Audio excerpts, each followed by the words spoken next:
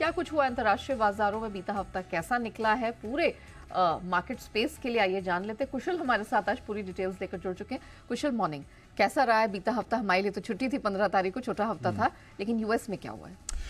बिल्कुल, आप देखिए यूएस में ऑफकोर्स कुछ एक हद तक काफ़ी दिनों तक तेज़ी बनती हुई दिखी थी, बट उसके बाद आखिरी 2 दिनों में आप देखिए तो यहाँ पर यूएस के लिहाज से खासकर डाउ जोन्स में करीबन 1.1% तक की गिरावट आती हुई नजर आई थी। साथ ही नास्डैक में भी पिछले 2 दिनों में यानी कि गुरुवार और शुक्रवार को अगर आप देखेंगे तो करीबन 3% तक का गिरावट यहाँ पर भी बनता हुआ नजर आ रहा था।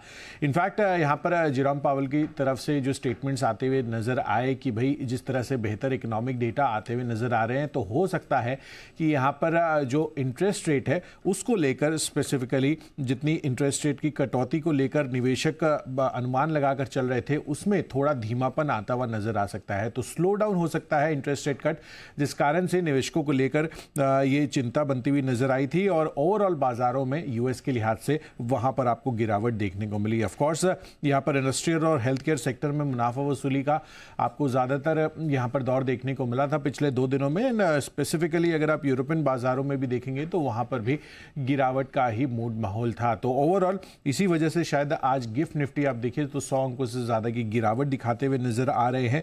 सोने में लगातार दूसरे हफ्ते गिरावट रही थी एंड कच्चा तेल ऑफकोर्स $70 के पास अभी जो है कारोबार करते हुए नजर आ रहे हैं। लेकिन डॉलर इंडेक्स ये देखना होगा कि आगे और कितना बढ़ता हुआ नजर आता है। 106.6 पर तो ऑलमोस्ट पहुंच चुका है डॉलर इंडेक्स, तो उसमें अगर लगातार तेजी होती रहती है तो हमारा रुपया पर भी इंपैक्ट होता हुआ दिखेगा। बट ओवरऑल अभी जिस तरह का मूड माहौल है, देखना होगा कि इस हफ्ते किस तरह से यूएस बाजार ट्रेड करते हैं और अभी जो फिलहाल क्यूज दिख रहे हैं उससे हमारे बाजारों पर एक थोड़ी गैप डाउन ओपनिंग की तो एक्सपेक्टेशंस है, बट उसके बाद बाजार क्या करते हैं ये देखना इंटरेस्टिंग होगा।